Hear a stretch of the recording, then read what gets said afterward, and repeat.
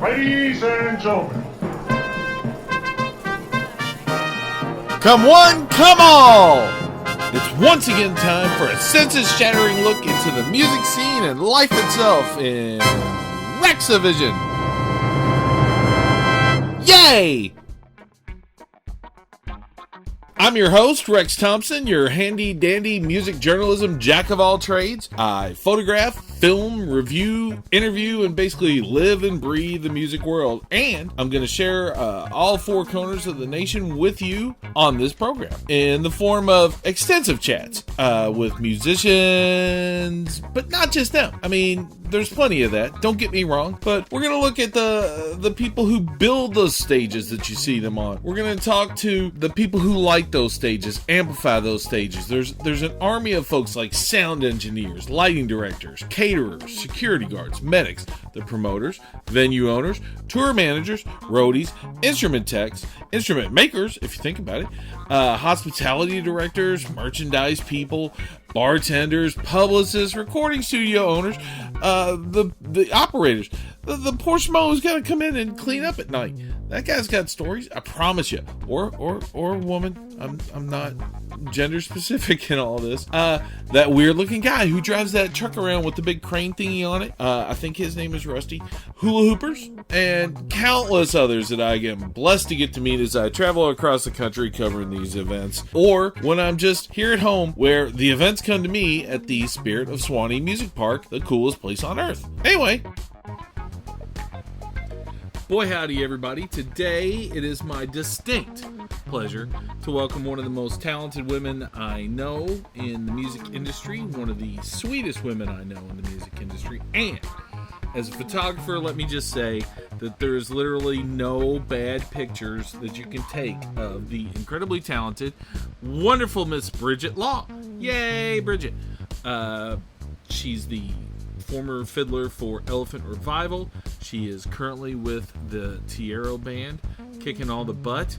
And she has a special little announcement to throw out in the podcast, along with some talk about some new music that she's going to be releasing along with Tierro, and some upcoming gigs, and just, catching up with friends, talking about awesomes. So sit back or sit forward. I don't know how you guys listen to these things. Cock your head at that weird 33-degree angle that you do every time you listen. I don't know. I'm not at your houses watching you listen, because at that point I would probably just try and reenact the podcast for you. None of that has anything to do with this episode, mind you. So anyway, here we go. Yay.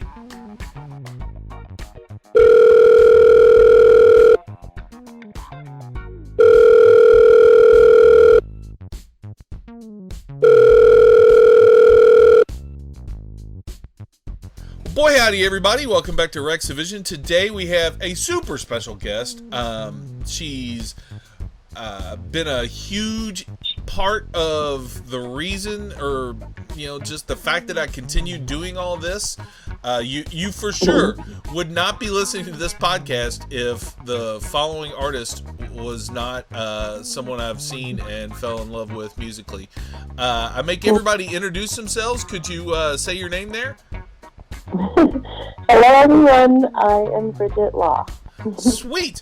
Now, first of all, I know I've said this before, and we're probably going to cover a couple of things that I've done in interviews with you in the past, because this is a podcast and it's a little different, but seriously, how are you not a wrestler with the name Bridget Law?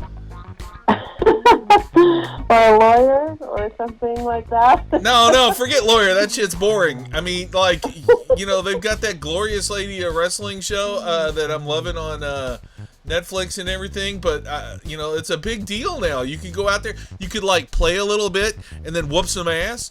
I don't know.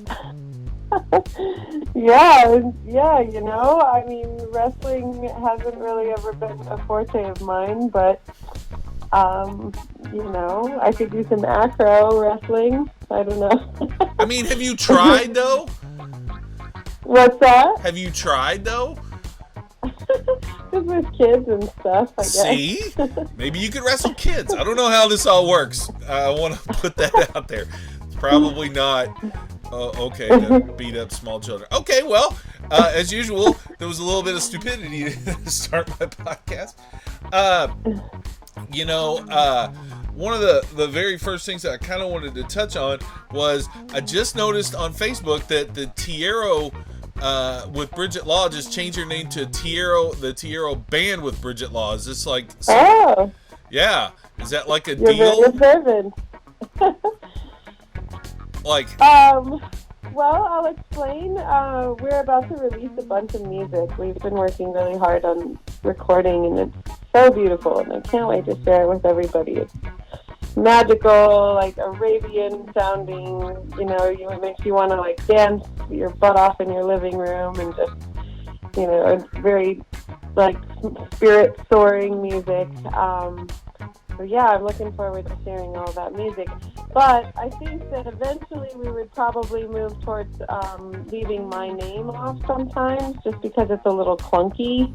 Tierro with Bridget Law is a little, so, and we really are a big band too. So when we just say Tierro with Bridget Law, it almost implies just Tierro and I. Whereas we have this kick-ass bass player and drummer. We've got a tabla and a sitar player. We have a beautiful belly dancer. And these are all regular elements of the Tierro band. So I think by adding Tierro band is going to go a lot better with, the name and the branding that we're putting out there, which will primarily be Tierro band, and then we'll have my name on there when it's appropriate. It'll say Tierro Band with Bridget Law when it's appropriate. Now, see, I just didn't know if that was the result of some big, like, around-the-house fight. It's like, oh, no, my name's going in the band. Forget all that noise. No, I mean, around here, especially when we're playing shows, like live shows, having my name on there is really helpful. So, like, because I've been building my brand in Colorado, especially for a long time, so... like tonight, for example, we're playing at the Evergreen Lake Concert Series, and, I got multiple text messages saying, oh, I noticed you're playing in Evergreen, whereas I don't know that they would have necessarily realized that I was playing if it just said Tierro Band on there, at least not yet. Maybe once we release some music, and I've been performing with this band for a while, and it's really obvious, maybe then there would be, it would be comparable. But at this point, it's still, my name being added to it is a valuable piece, and so there's times when it's really appropriate. And then there's other times where it's just kind of clunky. It's like you really want a band that has a band name that has that many syllables in it, I don't know. So we're just sort of working towards that transition, and we weren't sure for a long time whether or not to add the band, but then now we've added all these members to the band, and it just makes a lot more sense. So now, speaking as a guy who makes concert posters sometimes, let's not have a 45-word name. That gets annoying. Yeah, yeah. But totally. So right now it's 5 words, but you got to leave me my hyperbole. That's pretty much all I got in life, So, have you like quietly suggested something like Bridget Law and the Tierro Band? Well, this is definitely Tierro's music that we're playing. I contribute, and I add my parts and my perspectives, and I certainly help with arrangements. I also help with coordinating the band and booking the band and all of those things. But when it comes down to it, these songs are songs that Tierro has been curating for over a decade, and they are gorgeous masterpieces. They're beautiful. He often writes almost all of the parts, so he writes parts that then the sitar learns and performs on the stage and on the recordings, or there's parts that he and I are constantly deciding, okay, which parts do the violin play and which parts do the guitar play, and how does that work? But he's the composer of this music. Most of the, a large majority of the music is composed by Tierro, so that's why it's a no-brainer to me. All right, fine. See, I just like to stir up trouble every once in a while, I know. It's sort of my bit. If I can cause havoc, I try to. I actually went and sort of binged some Tierro band stuff and all that on YouTube and on your Facebook page. I love and I appreciate your saying Arabian. I got to tell you, I'm old school, and I even know that the word gypsy is offensive, but I can't hear some of that stuff and not think gypsy music right off the top of my head. And oh yeah, well, we use the word gypsy. We even have a song called Gypsy. So, I think that gypsy is a totally, applicable word there. I think I like the word Arabian. The word Arabian really insinuates the scale itself that we use a lot. We play a lot of the Hijaz scale, and when you say Arabian, you're not really identifying a particular part of the world when you say Arabian, because the Arabian scales have traveled throughout all of these cultures. So Indian, Middle East. It's even, used in some Latin music and Afro-Cuban music. They use it. So, it's by using that term, I'm really kind of insinuating that it's a world music style. And gypsy is that too. I mean, the gypsies roamed probably the same areas that scale roamed. But a lot of times when you say gypsy, you're actually implying the Roma gypsies, which is kind of an Eastern European thing, which is a big part. I love that. I mean, when Elephant Revival went to Czech Republic, I bounced over to Budapest and hunted down Hungarian Roma gypsies to hear them play the fiddle because it's so amazing, and it's such a so it's a big influence of mine as well. So we certainly don't mind the term, I should say. Well, I think there are some folks who do, they prefer, they feel like it's become a pejorative. I don't know personally, but I do know that I love, one of the things you just touched on is one of my favorite things about music. Whereas, like, say, certain modalities and scales and stuff become, I guess, linked with a style of music that could perhaps be called regional, as you're saying, like, the Afro-Cuban and the Arabian and all that. But in the end, that same scale, it can be, those scales and those modalities and such, they can be traded amongst all the other musics and reference, because there's no borders in music. It's just, it's like math in a sense, or whatever. It's just a thing that exists. Yeah, and in particular, this band is a very world music fusion group. I mean, we have a drummer that has studied all over Africa and Latin America. Our bass player has been to India a lot, but also, studied at DU and did all the jazz he could ever want. Plus, he plays a lot of modern music. And now we have these two Nepalese, a tabla and sitar player that are both from Nepal, grew up in Nepal, have been playing these traditional instruments since they were, 3 years old, and play a lot of classical Indian music, right? So, and then you have Tierro and I, who are both, Tierro's traveled all over the world, really, but he's mostly, he's a pretty, I don't know, how do you say it? He's a Canadian who looks like he's from Latin America, speaks, really good Spanish and plays, flamenco guitar, but he's actually half Chinese and, toured in a tribal beat band for, a decade. So, he's quite eclectic. And then you've got me. I'm a, bluegrass, Celtic, Texas-style fiddle player who just really loves music itself, and I've been inspired by gypsy music for sure, and I don't know, other scale. I've taken some classical Indian violin lessons, but I'm really just playing the music, and I come at it more from like a dance background than anything. So you've got a very eclectic group of musicians coming together to make music that sounds very world music-y, but is not regionally specific. You know, before I continue with some of that, I gotta pop one thing in there. You threw in one I wasn't familiar with. I know the bluegrass and everything. What's Texas style violin? Well, that's actually how I grew up. So Texas style fiddle music is this kind of niche fiddle music that obviously started in Texas, but has really spread all over the country. And it's the style of fiddle playing that you will mostly see at contests.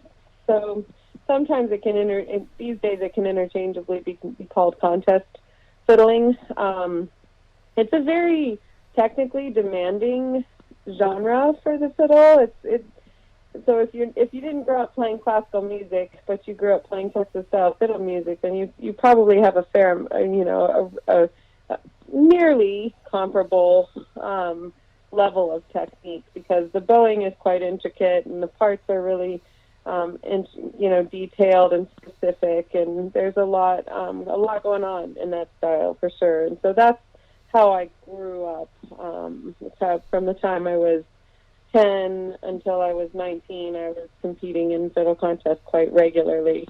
And then I found Yonder and started playing bluegrass and kind of deviated from that path a little bit. Although I'm still very close with so many of those people, and I've actually just recently been kind of inspired to revisit the material, that style of fiddling, just because it's kind of one of my unfulfilled destinies, is becoming good at that style of music, which I feel a little more capable of now than I was even at 19. So, I've always known you as like, I even have a question about how you motivate yourself here coming up, but like, I've always kind of pictured you as a tranquil and very serene player. That's the most of the times I've shot you or filmed you or like watched you play. You're all blissed out. I have a weird problem envisioning you getting all psyched up to go out and like take down all these other people in this fiddle competition. Was this like an 8 Mile thing? Were you throwing up before the thing? I would say that was pretty much my conflict of interest, is that, it's a very tense style of music. It requires you to really kind of like really focus and tense your body quite sternly to kind of control the instrument in that way, at least when you're young and you don't have the techniques of mindfulness and breath work to help you kind of get out of that that state of being. But yeah, I think that's kind of what started happening. That's kind of probably what pulled me away from the style to begin with when I was approaching my 20s, was just that I wanted to be relaxed in the music. I wanted to be smiling. I wanted to be laughing and having fun and feeling, calm. And I couldn't really do that in that particular style of music. And I was never a really stiff competitor. I wasn't one of the top fiddlers or anything. I won state when I was 12, which is, something, but it's nothing amazing. And I other than that, I don't really have any titles necessarily to show for my contest fiddling. I mostly went to the contest for the social atmosphere. I liked the people. I had a lot of friends there, and I competed because that's what you did, and I enjoyed being on stage. Always have, always will. I think that was more of the lure. Eventually, what started happening with me with contest fiddling is I started playing kind of out of the box music on stage that you wouldn't win the contest with by any means, but the crowd would absolutely love you. And so that's kind of what I started doing, is I started playing pretty different tunes just to kind of get the crowd response. So yeah, that's kind of what happened to me. But as I said, I'm still very dear friends and community in that scene. I just never quite got into it the way they did. So. Yeah, as I was thinking about it, I've definitely seen you just blowing like a willow in the willow in the wind and everything. But I can also now, as you were talking, I was thinking about it, and I can definitely remember seeing you get like laser focused on something. Like you'll just plant your feet and sort of hold a pose and start sawing like a little bit crazy. So I guess that's probably what that was like back then for you.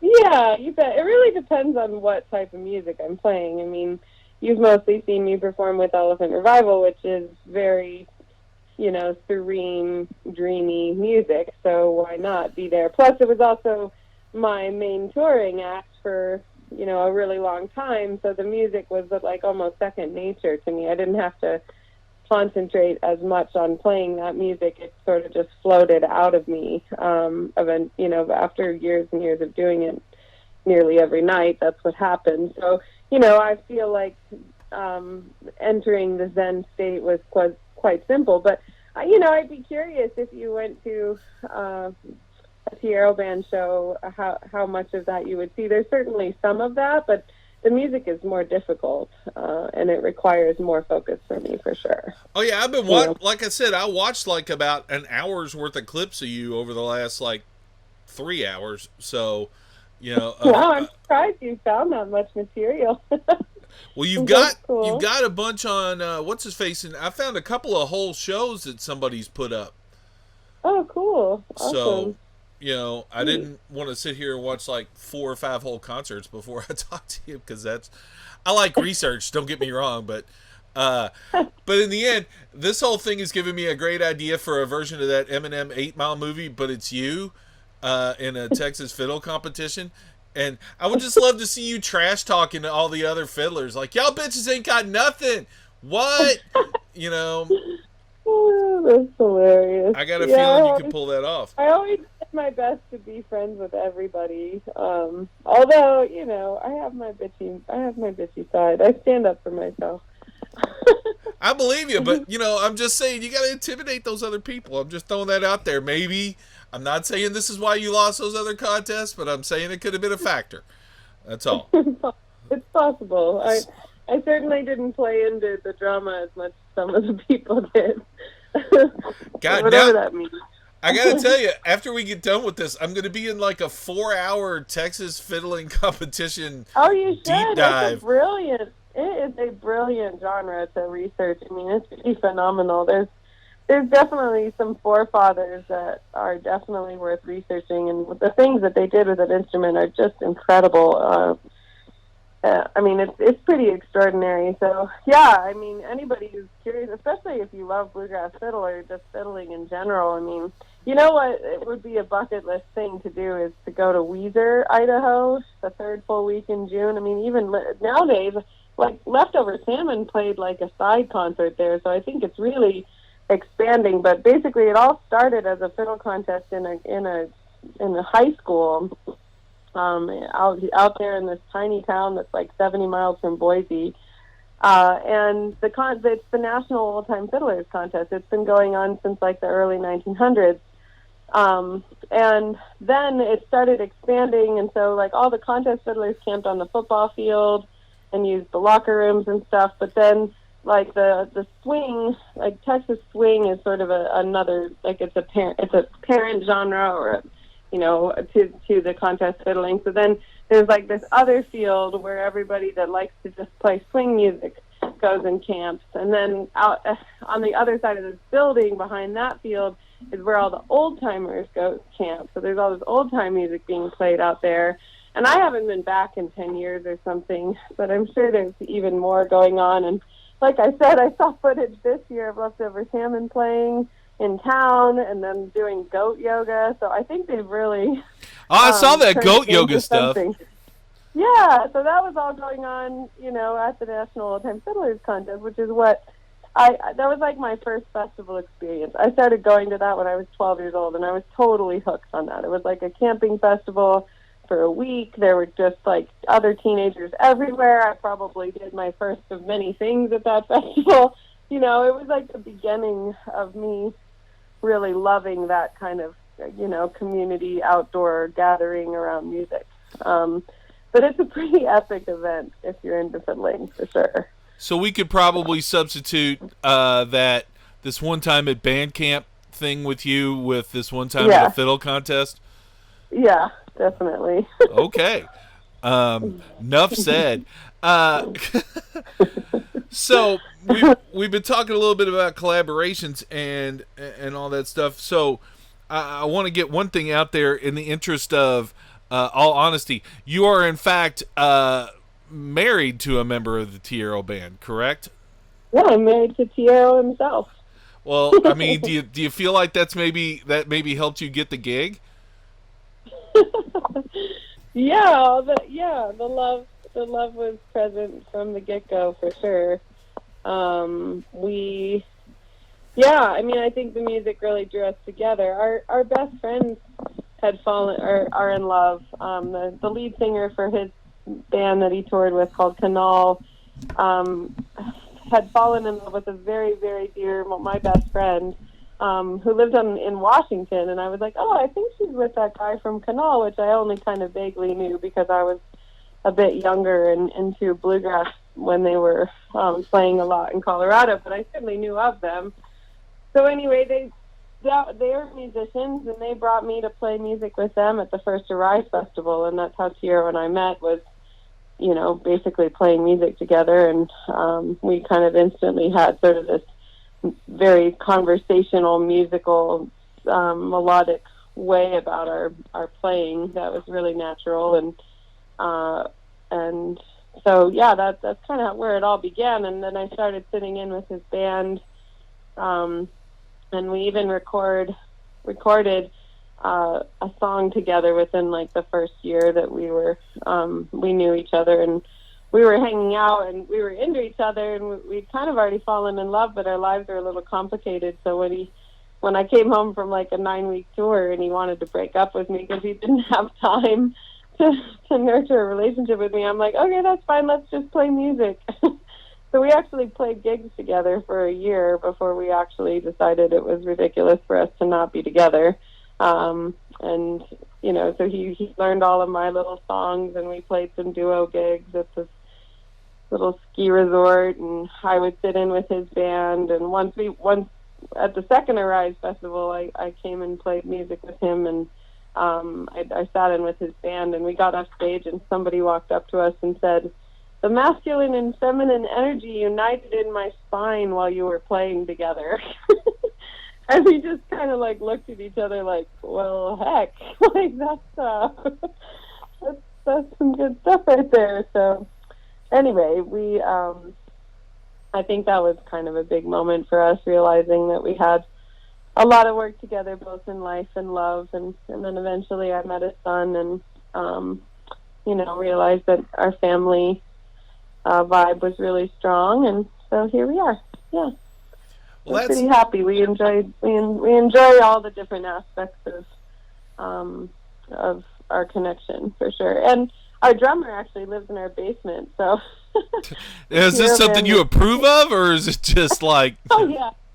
So we have an apartment in our basement. So oh, okay. He's the best roommate ever. I mean, you'd hardly know he's there, but he's really, it's great that he is there. If I need him for anything, I can go get him easy. Just holler down the stairs. I kind of I've been called in the past by pretty much most people I've lived with that I'm the best roommate they've ever had, because I'm all obsessed and quiet and focused and weird. Everybody thinks of me as super loud because they meet me at music festivals and I'm screaming because I've lost my hearing as usual. But I'm usually just like, I've got headphones on and I'm editing video or drawing, so I'm probably a pretty good guest. Yeah. Whatever. I don't want to put you on the spot, but I do understand that there's yet another new collaboration between you and Tierro you might want to share with us. Sure.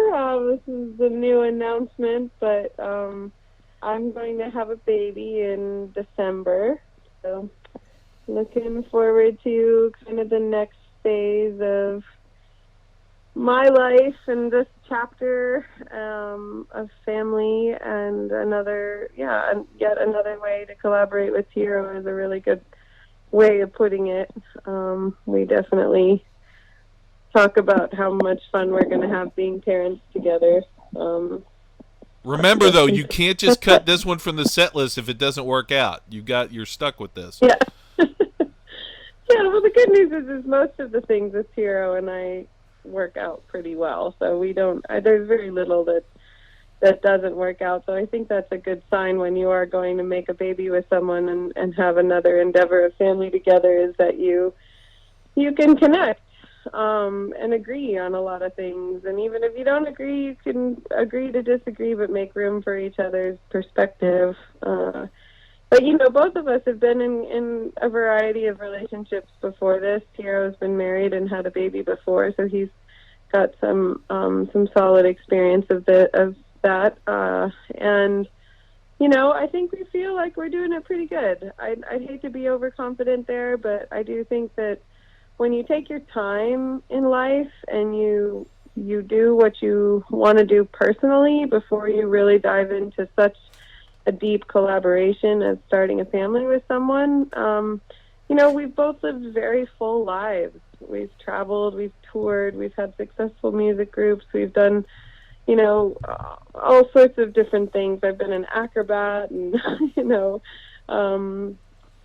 lived with lots of other people and explored life. And now I'm really ready to drop in and be home-based and take care of a little human being. And I'm ready for that step in my life. I'm really looking forward to it. And I think that he is too, which is great. So like, how early are you going to be sneaking musical instruments into the crib? Like, day 1, day 2? Well, I do really like the idea of making music for the baby to soothe the baby. And I've tried it with other babies. I've played fiddle, like when they're in that state where they can't fall asleep and they're like, they're just like, yeah, that's a great time to play music for them. And I've played the fiddle and just watched a baby just kind of conk out by the second time through the tune. And so I look forward to that, especially for me and my own musical growth. And I have like an ukulele and a guitar, and, I want to sing, I want to work on my voice and utilize those techniques as ways of bringing music into the baby's life, as well as enhancing my own connection to the music and writing another chapter for myself creatively. But, with our other son, and it's a little different because, we're part-time parents. He's my stepson. He's only here sometimes. It's a bit harder to integrate an instrument into a child's life that you're not with on a day-to-day basis, because it really requires, discipline and dedication.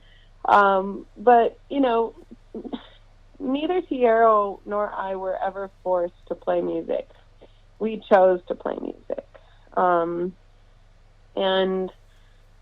I see like a love and a connection to the instrument that is very special for both of us, and it's just a very innate thing. And so I would never want to force music onto a child. Although, they have your DNA and your memories are stored in your DNA. So I've witnessed extraordinary things between Aaron, the little boy, and Tierro, where Aaron knows about songs that Tierro played for years that, Aaron didn't even, I didn't know Aaron knew, but he knew it, and Aaron's really amazing with lyrics. So he knows all the lyrics to really complicated songs. Ever since he was 3, he knew all the lyrics to Mumford and Sons and all these really, really intricate songs. So I think that, he seems more drawn towards being a vocalist, and he likes the drums, and we just kind of create space for that. So obviously whatever the child seems drawn towards, and they'll definitely be around a lot of music because we intend to keep performing, and, we bring our kid to shows now. So the right shows, not bar gigs, but the outdoor concert series and the When you said the right So, shows, I was like, ooh, I think she's throwing shade at some bands. We're not taking it to these terrible bands like so and so. well, we don't really take him to other shows. I mean, that's not true. We took him to the other night. It actually really surprised me. We brought a little sound system up for. I don't know if these guys are on your radar or not, but Sally and George is what they go by, and they're this adorable couple that plays as a duet. She plays Dahlia, the bass. He plays Dahlia. huh? What? Can you say that name again for me? Oh, they go by Sally and George. Sally and George. They're these beautiful blondes. I call them the bodacious blondes. He's like a surfer guy from South Carolina. He was and she's like a Nashville babe, total, like if Barbie were cool. Like she's like the perfect cool Barbie. She's totally beautiful. Like if Barbie was cool. All right. Yeah. Yeah. And so, like, she's playing the bass, and she kicks the snare drum with her heel, and he plays the guitar and hits the bass drum, and they sing together. I'm looking on at them. one I've actually microphone. seen these. They came to. I think they were at a Mulberry Mountain Harvest Fest once. I could see that. Shelby used to be in Delamay, and Joel. Well, Shelby. So Sally, Got it. and then Yeah. and then Joel is he's got a band that actually did really well in the Southeast that I'm just kind of blanking right now. Soul Driven Train, that's what they're called. Yeah. Okay. Yeah. So anyway, but we bring them the sound system the other night at this place in Lyons, and it was a little outdoor distillery thing by the river, and I thought that my boys would just like set up the PA and then we'd leave, and they both got totally entranced in their music and ended up staying the whole time and hanging on to every word that they were saying. I mean, Aaron listened to, well, the kicker, you'll like this story, is they sang that John Prine song, and there's that line about caught him sniffing my undies or whatever, and he goes, what was that? What was that? He's 9, so it's like an okay time to start explaining some of those things to him. So I told him what the lyric was, and from that point forward, he listened to every single word that they sang the rest of the night. He was just all, and he became a huge fan. He put their CD in his little old school MacBook and rocked out the next morning, and so. We do bring them to concerts, but I should say they're carefully chosen. Yeah, there's only so many times you want to have that first fetish talk with your son. Yeah. Yeah. I mean, it didn't go very far. I just divulged the actual lyric to him, but I didn't figure that he's definitely curious. So you got to be honest with your children. It's important. So congratulations. I don't know if I slipped this in there or slipped that in there when you said all that noise. I went straight to the trying to influence the kid. I guess I didn't get to that point though. If you like come in and you see a guitar laying there, like, are you just going to pull the guitar out of there and slip a fiddle in? Like, no, maybe that. I don't know. We'll see what they're drawn to. I'm not. My kid doesn't have to play the fiddle. I mean, I think it's a nice way to start, but who knows? What if they want to play, piano? I always kind of wished I played piano, and I think it's so neat how they like read 2 clefs at the same time and use both of their hands melodically. I mean, I think that's pretty amazing. So, I don't have any projections. My friend who also plays contest fiddling and textile music, she's got 3 kids, and she's got them all playing fiddle, and she piles them all in an RV and takes them to Weezer, that festival I was telling you about, which I think sounds totally adorable. And I can't say that that's like that far from my own nest. I could see that being something that I would do. It's certainly fun. It's a great way to get kids involved, and there's a community around it, which is nice. Community is so important when you're teaching children music, to have other kids that they like to play with. So, yeah, gotta just sort of see which way it goes. I'm trying not to plan too much or define anything. I really want to discover who this being is, who's, coming through me. I'm more curious and than intent on influencing this being. One of the things I've always liked about you is I'll say some whacked out shit and you'll laugh, but then you'll have this like great soulful answer. It's like, no, actually, Rex, I'd like to discover who this being is. And it's like, I'm always like, yeah, I guess that is better than my stupid thing I said. Okay. Oh, well, I appreciate it all. It's all good. Have you ever considered teaching yourself? And I don't mean teaching yourself things. I mean, like, have you ever considered, teaching? Yeah, I'm thinking a lot about it these days as I'm more home-based. I used to teach a lot when I was younger. I haven't in many, many years, so often when somebody wants to learn, I tend to direct them to someone else who, really has teacher chops. However, what I would really like to do is to teach music at a Waldorf school. That's kind of my dream. That's how I started. I went to the Waldorf school, and in the third grade they require you to play the violin or cello, and I was already 100% sure I was going to play the violin a year before the third grade, and I was really drawn to the teacher, who is still very dear, and she's practically like a mother to me. I actually lived with her and her family when I was in high school, but I was really drawn to her long before I was in the third grade, and it was her family that traveled around to these fiddle contests, so that's how that all began for me.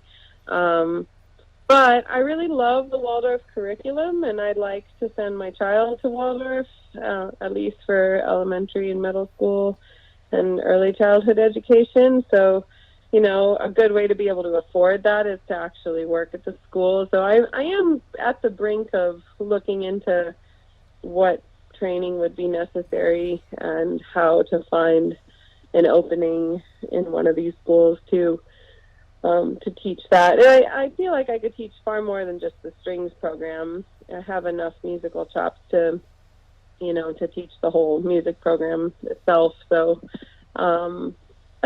that's what I think about when I think about teaching. I'm not super drawn towards teaching like one-on-one lessons, although I do it, but I feel like I'd rather teach groups of people, which I've done. I've done group teaching. I've taught at fiddle camps. I do presentations at schools and colleges, and that's kind of more where I feel like kind of the juice, the fun, the good stuff. You might not know this about me, but that was what I went to school for, was for education. I was lining out cool. to be a primary first through third grade teacher. And Cool. unfortunately I was doing this in Kentucky, where they've been in the bottom 10th in the education system or nationwide for 40 years basically. So Wow. I was working as soon as I got to the student teaching portion of my curriculum, and that was like in year 2 or whatever of this accelerated program, and I got a good look at all the schools. Like this is not me trying to turn you off. I'll just say that, like, and the type of education you're talking about, these different kinds of teaching platforms and stuff, they are much. We have a very rigid thing in this country with how we educate our kids, but I'll just say that, like, every student teacher or every teacher's lounge that I went into, the teachers found out that I was like in this accelerated program, and they were like, "Get out of it, run! Just don't do this for a living. Run! Can you still run?" And I was like, it got to be kind of disheartening when everybody tells you, "I'm going to be a teacher," and every teacher you meet goes, "No, don't do that, run." It's like, oh, okay, fine. Yeah. We tell people that in the music business too, but I'm talking. Are you familiar with Waldorf? I'm familiar with not the. We had a Waldorf school in Louisville, and I'm familiar with some of the different teaching curriculums and styles and everything, but I'm not sure I am adequately prepared to discuss the differences in whether you're talking about a specific system or a specific school that's like an accepted thing right now. Is that Yeah, I mean it's definitely an accepted alternative school. okay? It's, That's what you I know, was thinking. I just didn't know if you were speaking of a specific one or we were talking about like the style of teaching and all that. I got you. yeah, I mean it's pretty magical. It's a pretty wonderful way to educate children for sure, and it's a remedy to what you're sort of saying as how we have sort of this strange way of educating our children in this country. I mean, this is the alternative, and it's European and it's relatively old at this point, and been practiced for a long time, and it's very nature based, imagination based, and really nurturing and creatively nurturing, and it's pretty darn sweet, really. I'm pretty grateful that I was raised that way, and I'd like to give that gift to other children as well. That's sort of an area I wanted to get to as we're starting to head towards the finished posts and everything.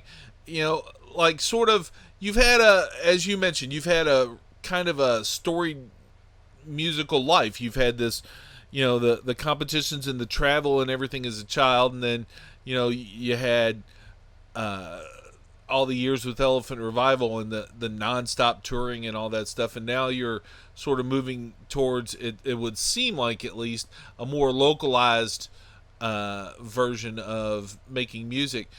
Like from all of that, is there anything that you've gleaned, like any advice that you could share with listeners or people, looking at like trying to have a life in music and how they should approach it? Well, I think my timeline was pretty right on, as far as what you just described, as far as like the traveling and the experiences. I spent my teens like nurturing my craft and growing with a community, and I got to do some traveling, like some supervised traveling, which helped prepare me for what was coming. I did go to college for music, which I feel like, the jury's out on whether that's necessary or not. I was the only educated musician in Elephant Revival, so obviously it's not a pillar for success necessarily. I think it's definitely an optional thing. Just sort of depends on what you're going for and what kind of skills you want to incubate. But then I traveled with a band in my 20s, and when I was really vibrant and curious and agile and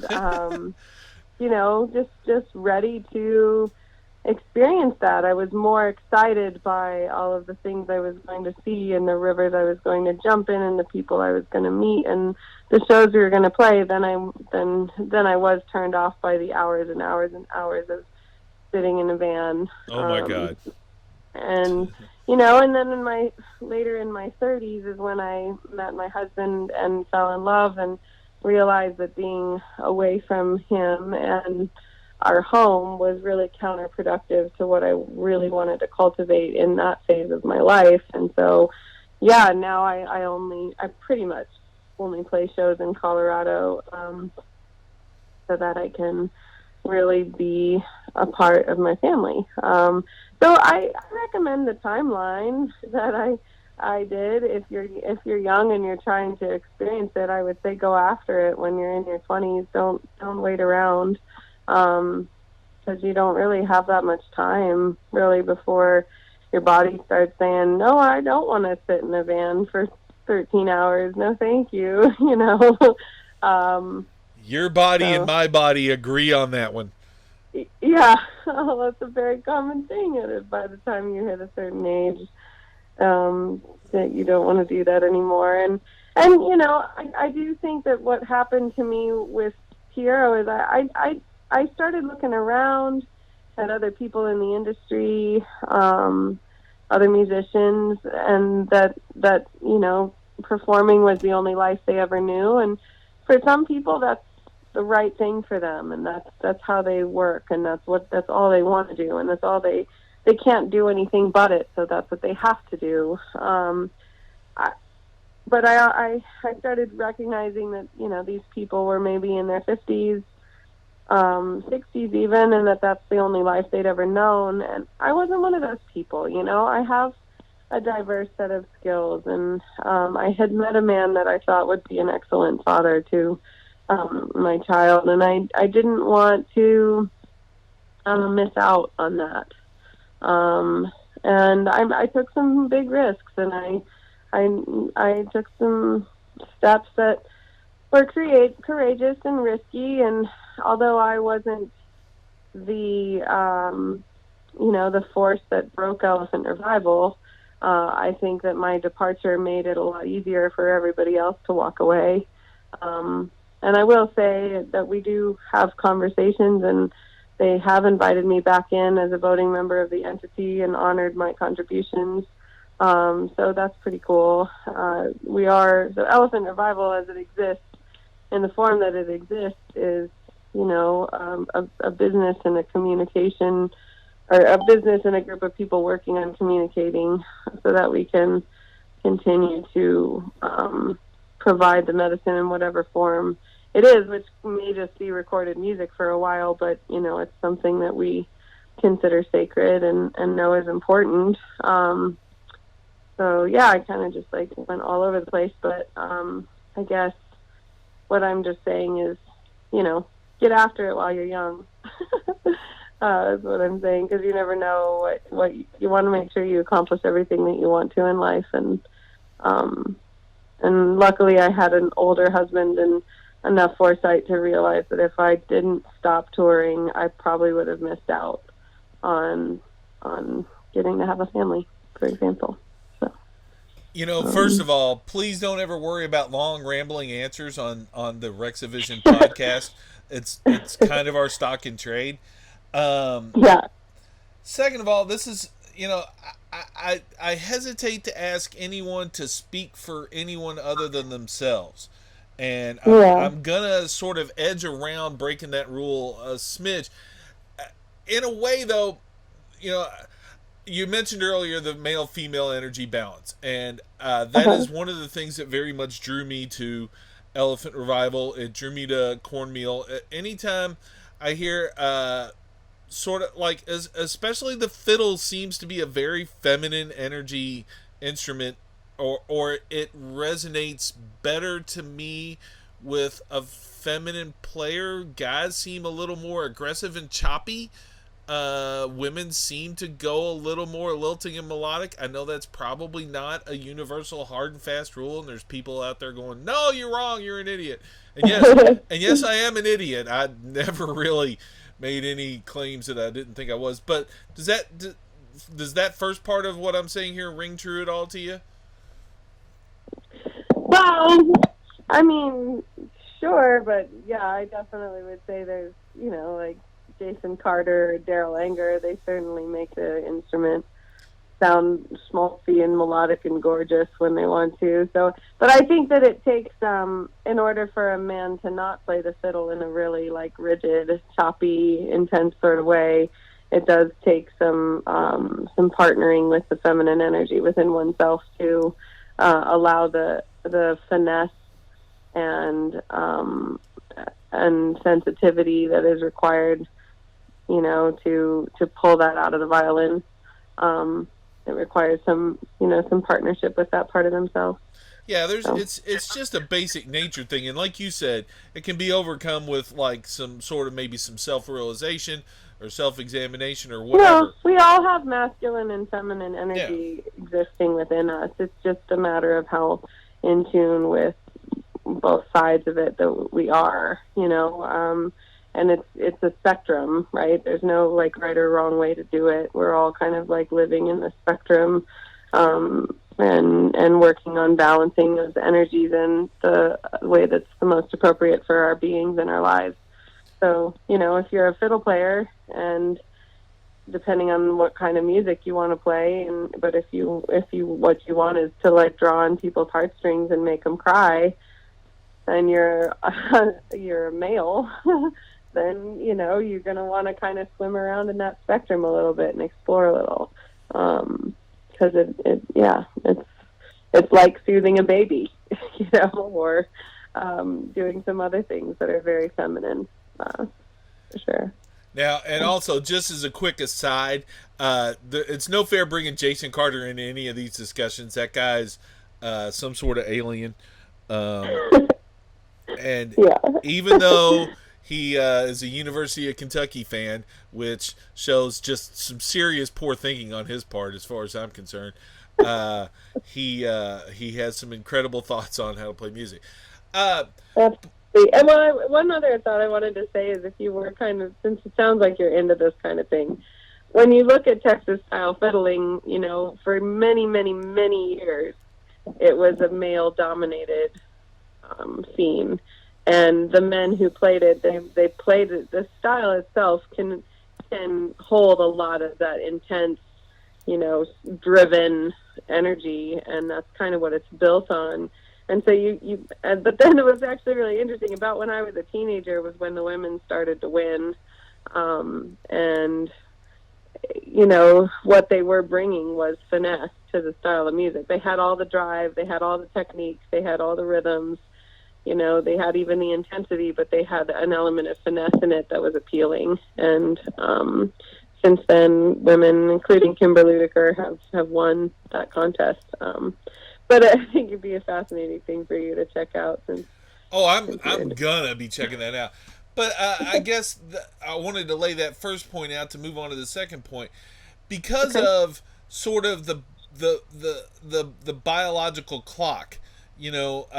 As you're saying, you're getting ready, at this point now to have a child and everything. I think that kind of, in some cases, keeps women from having longer careers in music, if that makes any longer touring careers, or does that make sense?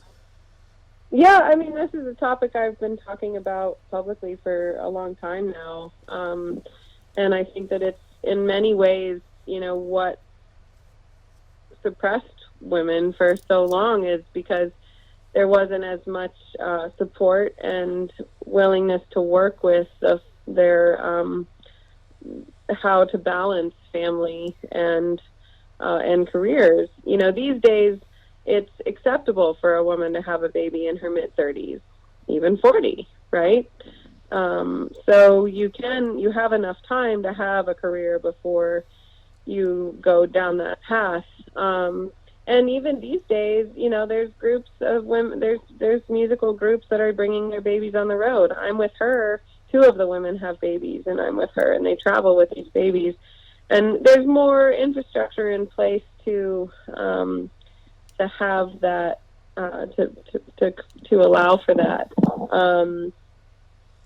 It's not for me. I don't want to tour with a baby, so I think that that's a choice that everybody makes, but it certainly makes a lot of sense that men can have a baby and then go off and go touring, and it doesn't really, it affects their life, but it doesn't affect it on the same level that it does with a woman when their whole body becomes a sacrifice for this, and then the baby is dependent on their body again for nourishment.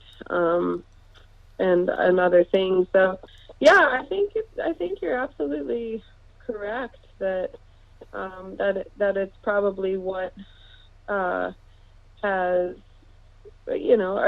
an effect on women in the music industry, or women in any major industry, for sure. I do think that we're all figuring it out. Everybody's been able to figure it out. Ani DeFranco has 2 children. Anais Mitchell, she wrote Hadestown, which just won a bunch of Tonys. She wrote that whole beautiful folk opera while she was, in her conception period and birthing period of her life. So, it's like perhaps women can find a way to take a pause and still nurture their creativity during the, 2 years that it takes to be pretty available to the child. And then they're able to do it. But yeah, I mean, it most certainly was a huge aspect of my choices over the last 5 years.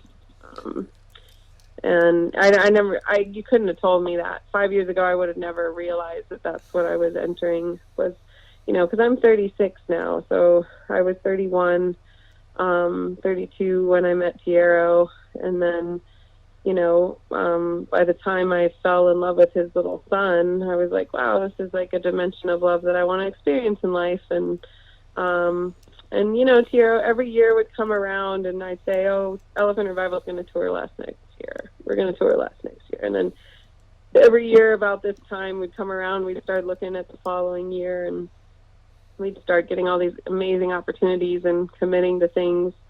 And he'd say, yeah, I don't really believe you. I think you're probably going to tour your butt off again next year, and eventually I started to realize that, he was right. He wasn't ever trying to pull me off the road, but he was just identifying that, like, if you want to have a garden, you have to water it.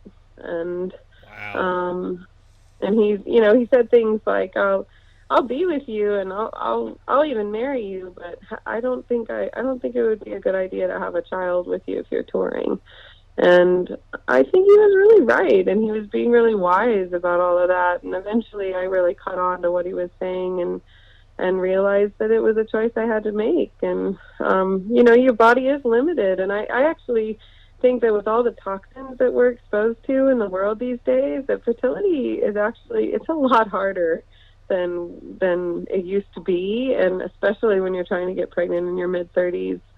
I mean, it wasn't too hard for me, but it wasn't effortless.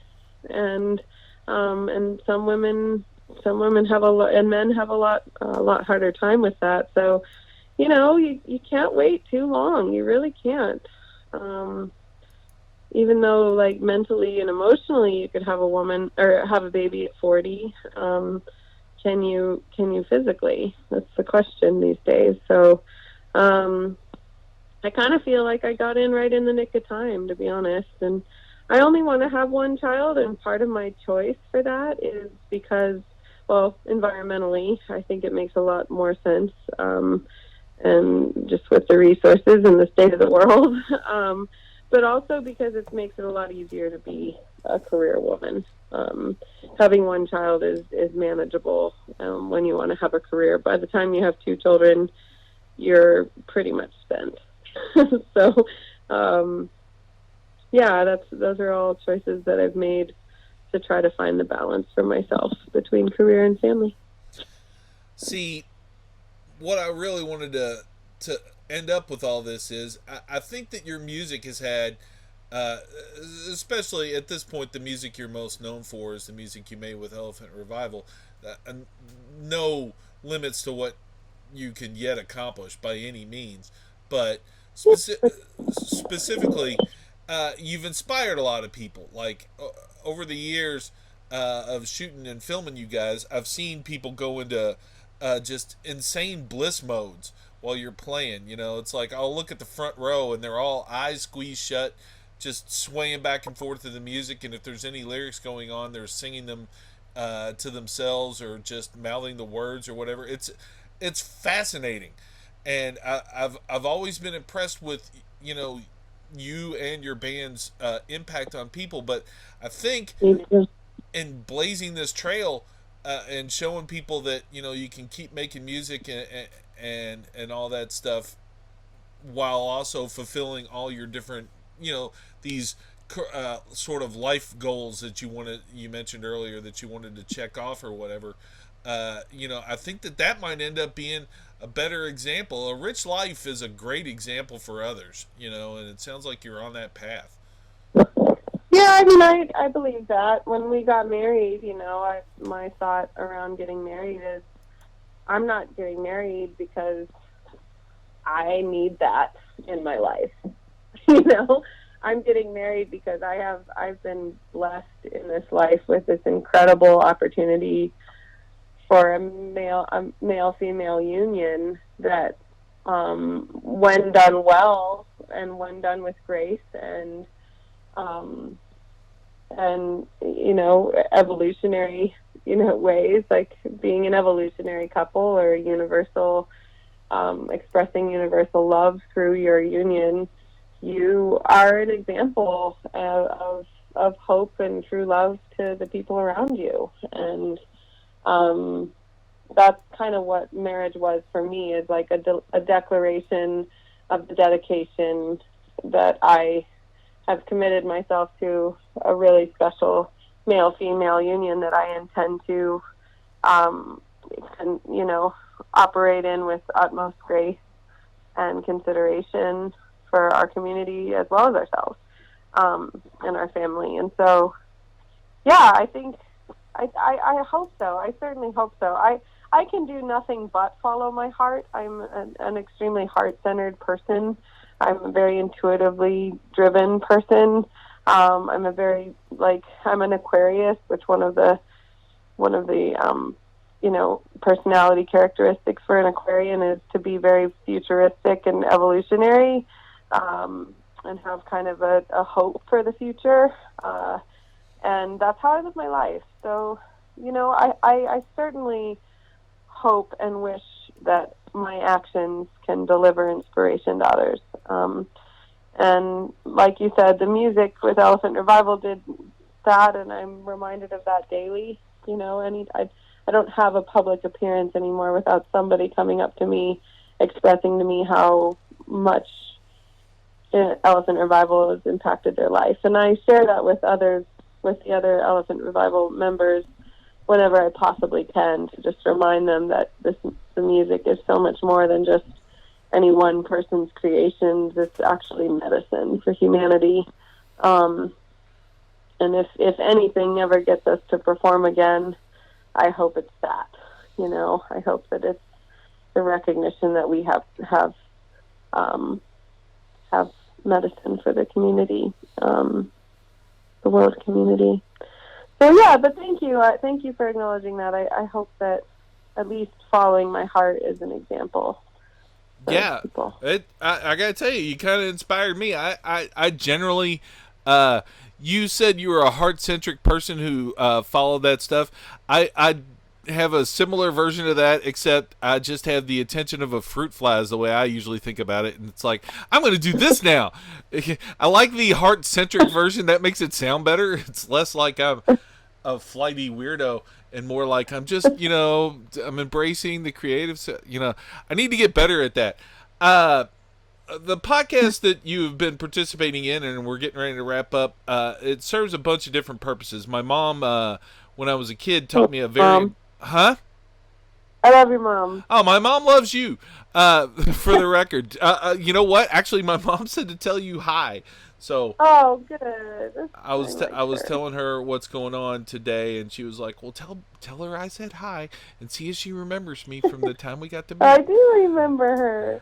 And one of my favorite things is actually occasionally taking my mom to some of these things, because it's like my mom isn't in our scene or anything, and like I don't ever want to sound braggy or anything, but I'm like at least sort of well known in this scene and all this stuff, and like my mom and some of my like brothers and sisters, they're like, "Oh, Rex is off doing his idiot thing again." And it's like when I bring folks out and like the bands actually kind of do know me and like people are yelling my name and stuff, my mom and my family are always like, "Huh, you're not just some kind of weirdo around the house, you're a weirdo in public too," so yay. Are you there? Oh yeah, good. I mean, but my mom taught me to always have 3 reasons at least to do something. So when I launched this podcast, I made myself a mission statement. One of the reasons, like one of the main ones, is I have a little bit of a memory problem, and it's slowly getting worse.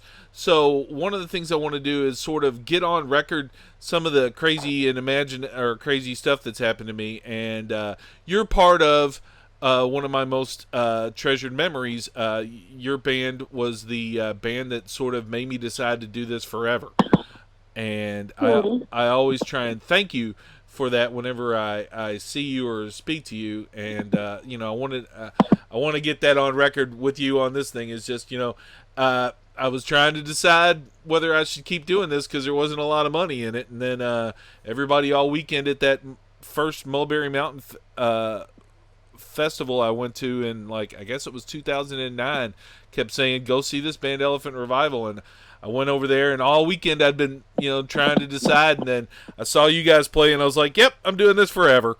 This is what I want to do. I want to discover music like yours. But one of the other reasons I do this podcast is for pure pimping. So why should people come to this Arise Music Festival you were talking about? Heartfelt and greed all at once. That was a great transition. It's on a on a selfless note, I think it's one of the most beautiful expressions of humanity I've witnessed. I love the Arise Festival. I think I've seen a lot of great festivals, and some of my very favorites are happening soon, like the Oregon Country Fair. I love Mulberry Mountain Harvest Festival. I've definitely witnessed some amazing festivals. Arise is pretty epic. It's kind of like this combo of them all.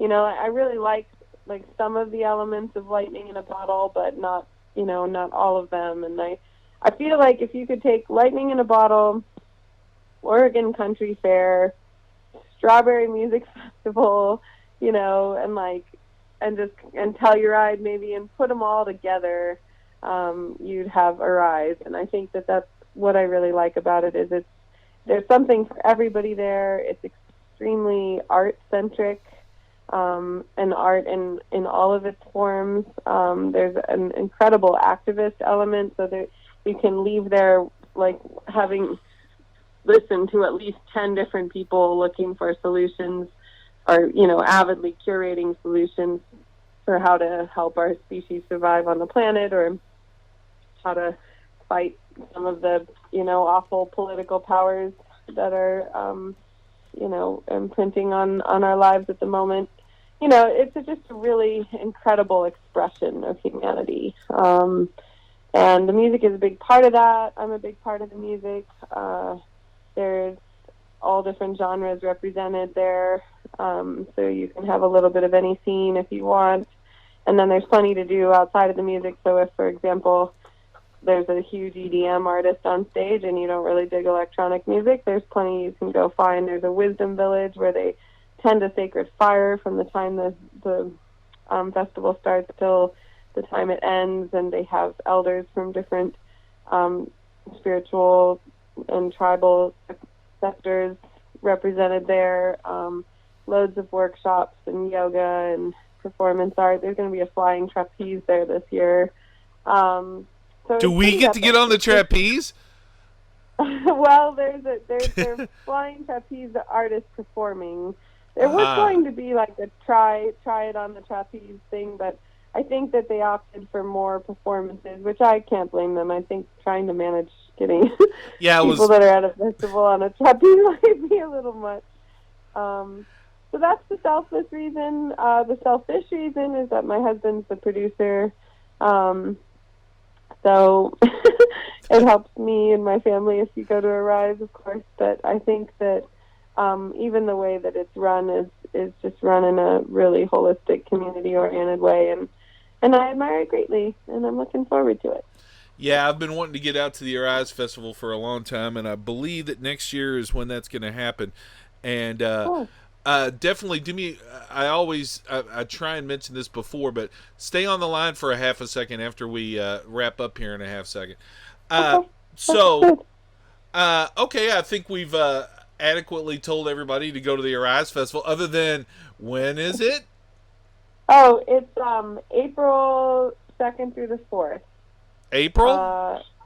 Or no, oh gosh, I'm sorry, August 2nd through the 4th. So it's coming up here really soon. So I hope that little error on her part shows that pimping this festival was not her idea. That was Rex's idea. She is not here to she is not one to be greedy. We got to make sure we sell tickets, kind of people. That was just me trying to help, not Bridget, with an evil ulterior plan. You are the last person I would ever assume to have an evil ulterior plan, which actually makes me way more worried that you have an evil ulterior plan. Does that make sense? Yeah, I mean, I try not to. I know, but you'd be the one we'd least suspect. The best person to get away with it would be you. So, all right. I'm just trying to plant seeds. That's all I do. Well, Bridget, thanks so much for taking the time to chat with us. You've always been super special to me in my heart, and your music is incredible. Your playing is awesome, and I have yet to ever take a bad picture of you. You smile so perfect. Oh, about that, Rex. I guess that's your opinion. Hey, I don't take bad pictures. I don't know about you. I don't know what your problem is, but Oh, fiddle players and double chins. But anyway, I need to wrap up too, so we'll just go ahead and leave that conversation for next time. Well, again, thanks for coming on. We look forward to seeing what you create in the future. Thank you, dear. Thank you for giving a platform to express it. See, I don't know about you folks, but that just listening to that, doing that, made me feel all warm inside. It's nice when you meet people who just resonate love like Bridget does. I fell in love with their entire band the first time I saw them, as I mentioned in this episode, and quite honestly, I would not be making this podcast right now if it wasn't for Elephant Revival. There was a show, as I mentioned, in Arkansas where I finally decided that this was going to be something I invested my life into, and it was a direct result of finding out that there were bands like Elephant Revival and people like Bridget out there that I haven't met, and that this would give me an opportunity to not just see all this wonderful music, but to get to know these people and understand their lives. And this podcast is a direct outgrowth of the feeling I had that day, and I do not regret any. Well, I regret maybe one or two of the things that have happened since then, but I do stand by 95% of the decisions made from that moment on. And Bridget's a part of it. She's always been a giant smile for me whenever I see her. I got to introduce her to my mom, and it's just a wonderful thing. I love that there are people like her in this world, and the fact that she's gonna have a kid and sort of make a extra version of her, or a new person with some of her DNA in there, just tickles me pink. So yay! Before we go, as always, I want to thank Steve Swatkins, and the Positive Agenda, for the incredible, bubbly, funky organ music under my voice right now. He is responsible for that, and I thank him for it. It's cool to have some original Rexivision podcast only music in there, and I'm very happy about that. Thanks, shout out to him. As always, I like to close these podcasts with a call for us all to remember that we're all in it together. And Bridget is a really good example of that. She helps the festivals she believes in. She helps her friends. She's there for people. She, did this podcast. And, without going into it, the last interview thingy that she and I did not go the way we anticipated due to some funky circumstances on everybody's part. Some of you might even have an idea of what I'm talking about, but she gamely agreed that we should scrap that interview and was more than happy to come back and record this at a later date. And I can't thank her enough, and she understands. She understands that maybe some of us are having a bad day. Maybe some of us are a little bit stressed out and obsessed. Or, stressed or whatever, and we need a redo. And she's willing to do that. She's willing to understand that sometimes people aren't at their best. Herself, myself, others. And you can't just take someone's worst moment as an indicator of who they are as a person. I'm not even talking about the screwed up interview at this point. I'm just saying, don't, give everybody the benefit of the doubt a little bit.